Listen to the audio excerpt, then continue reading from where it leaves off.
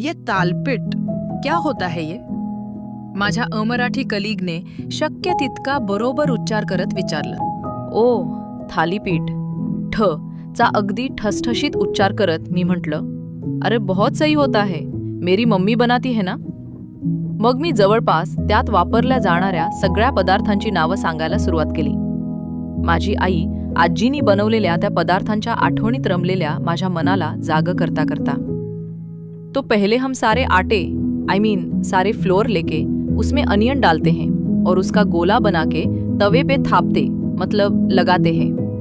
हिंदीचा आणि पर्यायाने थालीपीठाच्या रेसिपीचा यथास्थित चुराडा करूनही माझ्या कलिकच्या चेहऱ्यावरचं प्रश्नचिन्ह काय संपलं नाही. आता एखादीनं काय केलं असतं की एकतर आपली हिंदी सुधारून चांगली रेसिपी तिला दिली असती. पण मी विचार केला, चला आपणच थालीपीठ करून खायला घालूयात. दक्षिणात्यांची इडली डोसा, पंजाब्यांचे सरसो का साग, जगप्रसिद्ध असताना आमच्या मराठी पदार्थांना काहीच ब्रँड व्हॅल्यू असू नये म्हणजे काय ते? प्रश्न अगदी मराठी अस्मितेचा. मग मी माझे विचारांचे उधळलेले घोडे आवरले आणि थालीपीठ बनवायला लागले.